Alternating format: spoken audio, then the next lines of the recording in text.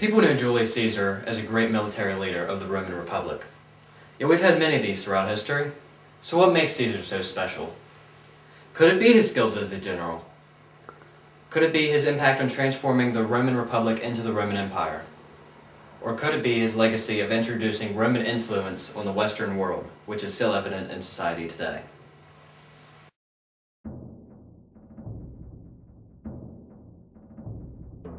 Gaius Julius Caesar was born in Rome on July 13th, 100 BCE, to Germanicus and Agrippina the Elder. Little is known of Caesar's childhood due to missing information from biographies such as the ones by Suetonius and Plutarch. Caesar's youth was during the time of the Social War, which was a conflict and uprising of Italian cities against the Roman Republic, between traditional-minded optimates and the popularists who preferred to appeal directly to the electorate. The popularists were led by Caesar's uncle Marius, while Marius's protege, Lucius Cornelius Sulla, headed the optimates. After bitter back-and-forth control shifts, Marius and his supporters eventually took power in Rome. During these times, Caesar's father died of unknown causes, thus making Caesar the head of the house at the age of 16.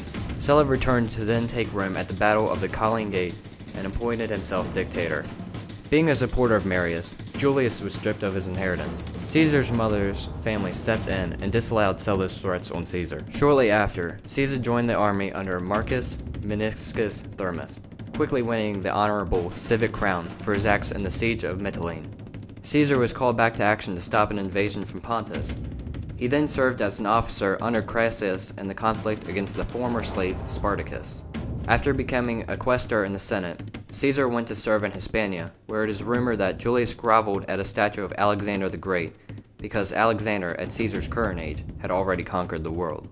In 63 BCE, Caesar was elected Pontifex Maximus, the chief priest of the Roman state religion. With the support of Pompey and Crassus, Caesar was elected consul. While still in debt, he turned to his newly acquired territories for revenue. Bordering an unconquered territory in Celti, Caesar began his famous conquest of Gaul. The Gallic Wars began during a time of migration by the Helvetii people of Gaul. According to Caesar's war commentaries, some 368,000 of the bravest Gauls marched throughout the country to expand their territory. Encouraged by one Orgetorix, the Helvetii arranged a mass migration. Caesar pursued the Helvetii through Sequani and eventually found them near the stronghold of Bibicrate. After a short battle, the Romans repelled the Helvetii, and without any more supplies, the Gauls were forced to return home. Shortly thereafter, Caesar was informed of a German invasion of Gaul by Ariovistus, king of the Germans. After being ordered by Julius to surrender the Gallic land back to the Gauls, Ariovistus claimed, "In war, it is recognized thing that the conqueror can dictate his own terms to the conquered. You may attack whenever you like." Caesar tracked down the Germans and forced them into battle. The Battle of Vosges left the remaining Germans in a retreat back across the Rhine. The next year, Caesar heard of a conspiracy by the Belgae in which they attempted to get rid of the Romans from Gaul. Caesar immediately dispatched several legions to the Belgian border. Nearly 200,000 men from Belgian and German warriors gathered and marched against Caesar. After several victories against the Belgae, Caesar proclaimed Gaul to be in a state of peace. Over the next several years, Caesar mounted expeditions into Germany and Britannia, where he defeated the Catiline. The Romans continuously put down Gallic revolts, but it was when Vercingetorix united Gaul against Rome that Caesar began to have problems. At the time, Julius had returned to Italy to assise the conspiracy leaders. He immediately began recruiting and set out for Transalpine Gaul. Caesar met up with the various legions stationed there and went in pursuit of Vercingetorix. Caesar laid siege to the city of Alasia, where after being defeated, Vercingetorix was surrendered to the Romans. With this, ended the campaigns of Gaul. With the end of the Gallic Wars, Caesar was regarded as a military hero. At the time, Pompey had taken power in fear that Julius wanted to take his position as consul. Caesar, refusing to give up his army, was declared enemy of the people due to treason. With this, Caesar marched with the men of the 13th Legion across the Rubicon, which divided Cisalpine Gaul and Italy. Here he exclaimed the words, "Let the dice fly high." Caesar attempted to defeat and capture Pompey at Brindisi, but failed to when Pompey escaped to Greece. After a short campaign in Hispania defeating Pompey's men, Julius went into battle with Pompey in the province of Illyricum, but Pompey again fled, this time to Egypt, where he was murdered by an officer of King Ptolemy XIII.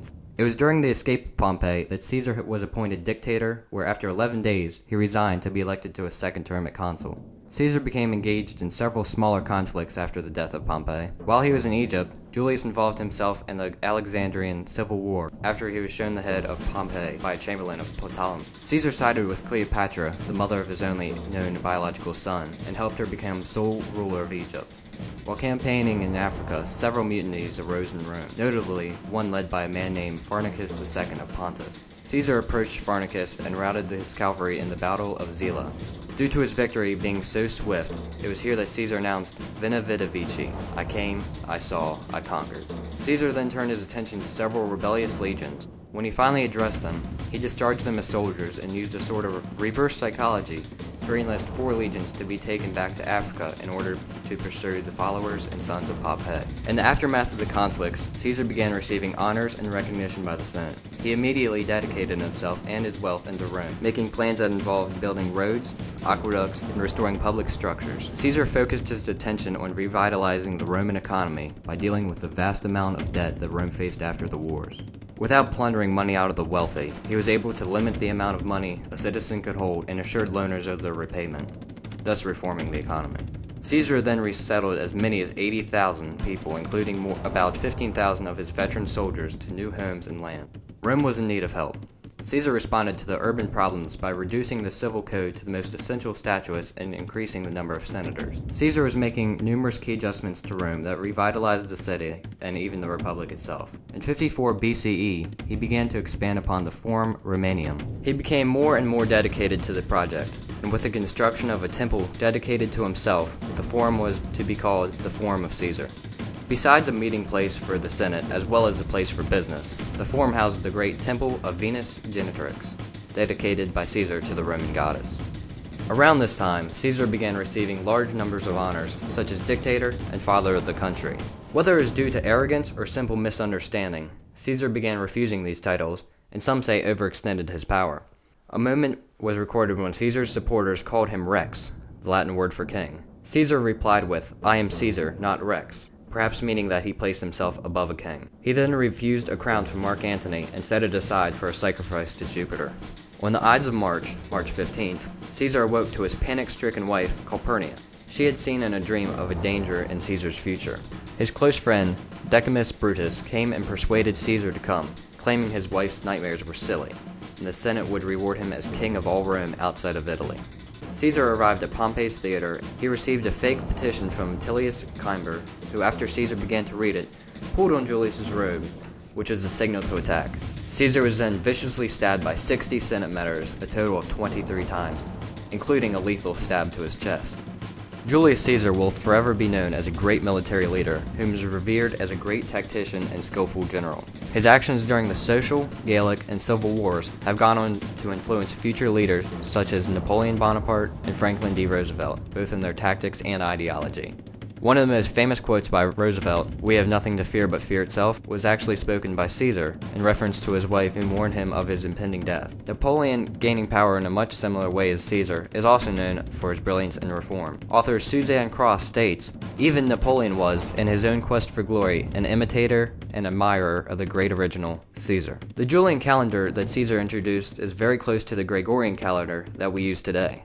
It still features the 365 days as well as a leap year. This has shown great impact regarding such things as harvest and the season. There were many political changes under his rule due to the fact that Caesar has introduced many reforms during his career. These passings have gone on to influence later Roman leaders and Senate members in transforming the already Roman Republic into the great Roman Empire. The Roman Empire would prove to be one of the most prominent civilizations ever, and it would go on to influence other societies as well. This brings about another legacy of Caesar. With his conquests came the expansion of Roman influence on the world. He spread about the ideals of Rome throughout Gaul, Germany, Britain, Spain, Egypt, Africa, and the countless societies he was involved with, and his rise to and actions as ruler of Rome. The entire world, especially in Western civilizations, will go on to be influenced greatly by Roman matters and ideals. For instance, English, one of the most spoken languages in the world, is greatly derived from Latin, the Roman language. Many of the United States governmental systems, including elected leader and rights of the people, are influenced by ancient Roman ways. Along with Roman social influence, the expansion of Roman ideals also included the concept of the Republic. The Republic form of government is one of the most widespread forms of state, appearing appearing in countries such as Panama, France, and the early United States. The Roman dictator for life has proven to have impacted the world in history, and he will forever be known as Julius Caesar.